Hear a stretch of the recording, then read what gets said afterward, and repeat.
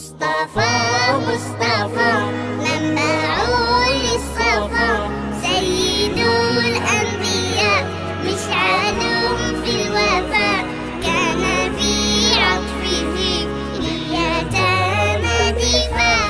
مصطفى مصطفى منبع للصفا، سيد الأنبياء مشعل في الوفاء، كان في عطفه لليتامى دفاع.